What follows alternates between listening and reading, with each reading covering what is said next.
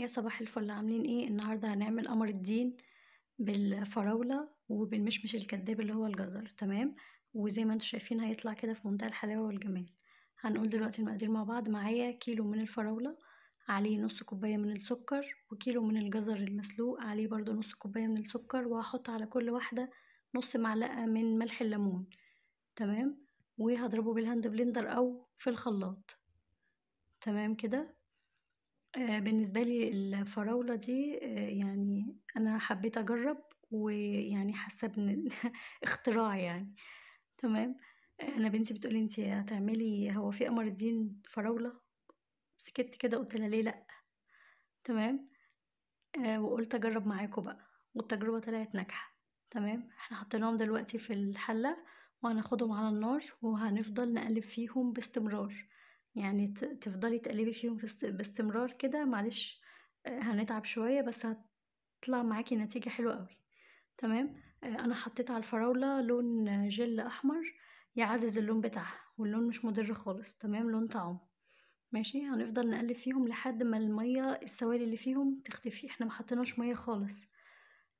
بس احنا عايزينها تتخلص من السوائل، كل السوائل اللي فيها تتبخر خالص.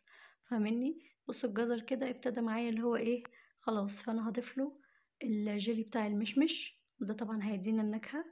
انا دقته. تمام. عشان في ناس اللي عملته بيقولوا ان هو مش محتاج لا روح مشمش ولا محتاج اي حاجة تانية.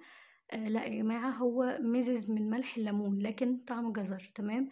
لما ضفت له المشمش، جيلي المشمش، اداله الطعم. تمام.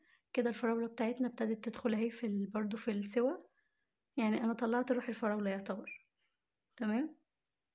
لحد ما الخليط بتاعنا كده نيجي ننزله من المعلقة، ينزل بايه بصعوبة شوية. فاهمني؟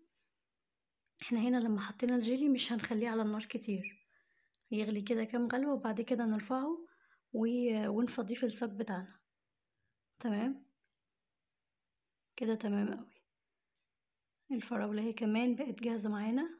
الفراولة ما ضفتلهاش اي حاجة، ولا جيلي ولا اي حاجة، ومش هنستخدم لا جيلاتين ولا نشا ولا اي حاجة من الكلام دي خالص. لو انا كان عندي مشمش كنت هتعامل معاه زي ما اتعاملت مع الفراولة، هو السكر وملح الليمون بس. فاهمني؟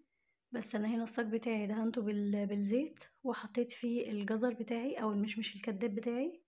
تمام. وهفرده كده بالسباتولا او بايديكي عادي، يعني ممكن تسيبيه يهدى شوية وبعدين تفرديه بايدك. تدهنيها دهنة زيت كده وتفردي بيها. بس هو كده كان جاهز اهو، جاهز معانا. هنبتدي بقى ايه، نعمل الفراولة نفس النظام. بصوا الفراولة زي ما بقولكوا يعني طلع روح على البوتاجاز. بتحس ان الكمية بتاعتها قلت. فاهمني؟ بس زي ما انتم شايفين كده فردناها زي الجزر او المشمش الكداب، وهنغطيهم ونحطهم في البلكونة لمدة يومين. تمام. نسيبهم بقى يتعرضوا، هنسيبهم يتعرضوا للشمس. تمام. او للهواء لمدة يومين، وهيطلعوا بالنتيجة اللي انتوا شايفينها دي هنا كده بعد اليومين. بعد ما طلعوا، بعد ما جهزوا يعني. بصوا المطة بقى والجمال. وزي ما قلتلكوا ما حطيتش اي اضافات، زي ما انتوا شفتوا في الفيديو بالظبط. ما ضفتش اي حاجة والله، لا نشا ولا جيلاتين. الفراولة هي بس السكر وملح الليمون بس. ولو كان عندي مشمش كنت هعمله زي الفراولة بالظبط، لكن انا الجزر هيبقى طعمه جزر. لو ما ضفتلوش اي حاجة هيبقى طعمه جزر، واستحالة ان انا هكذب وهقول ان هو مش هو قمر الدين وهو مش قمر الدين. بس كده. اللي ما يعرفنيش او لسه بيتابعني جديد، انا ريهام ودي قناتي. اتمنى تطبيقاتكم وتعليقاتكم ولايك وشير للفيديو كتير.